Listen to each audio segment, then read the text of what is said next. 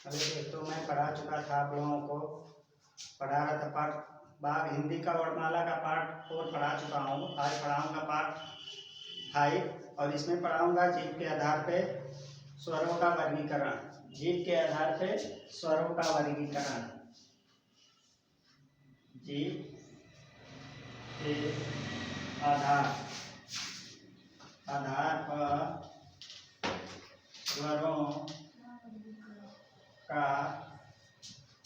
स्वरों का विभाजन या वर्गीकरण।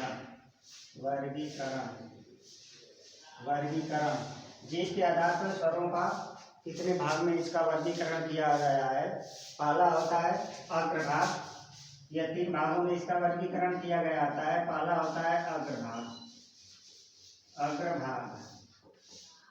पहला होता है अग्रभाग जो होता है जीव का जो अगला भाग होता है उससे कौन कौन से वर्ड बोले जाते हैं इसमें हम देखते हैं स्वरों का। इसमें होता है ई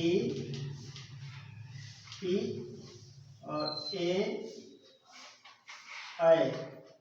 यह जो होता है यह स्वरों का विभाजन जो होता है यह जो होता है यह जीव का जो होता है अग्रभाग से बोला जाता है। और इसमें होता है दूसरा होता है मध्य भाग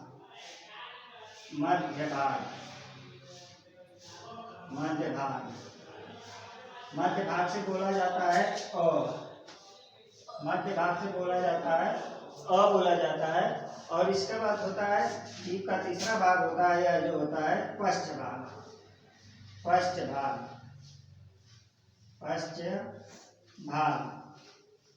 भाग होता है।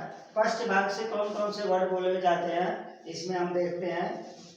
इसमें होता है आ और इसमें होता है उ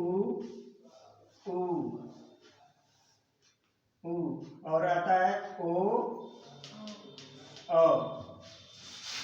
यह जो होता है जीव के पश्च भाग से बोला जाता है। यह जीव के पश्च भाग से बोला जाता है।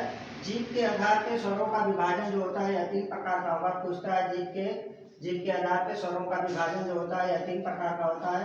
अग्रभाग, मध्य भाग और पश्च भाग होता है।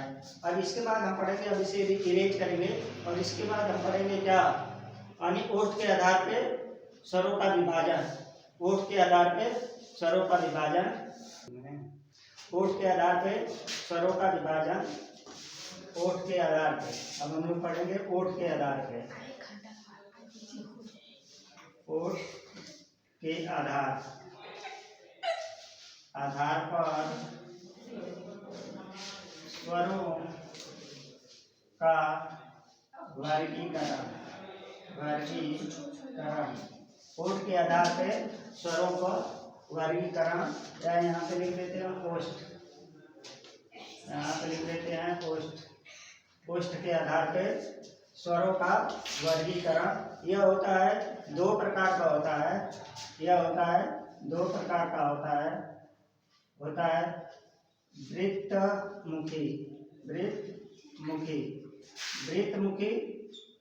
वृत्तमुखी का मतलब जब किसी वर्ड को बोलते समय अगर हमारा मुख का आकार वृत्त के समान होता है तो उसे हम बोलते हैं क्या वृत्तमुखी। या वृत्तमुखी में कौन कौन से वर्ड आते हैं उ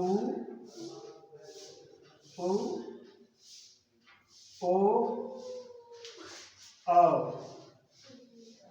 औ। यह होता है वृत्तमुखी यानी वृत्तमुखी के आधार पे यह होता है स्वर होता है। और दूसरा होता है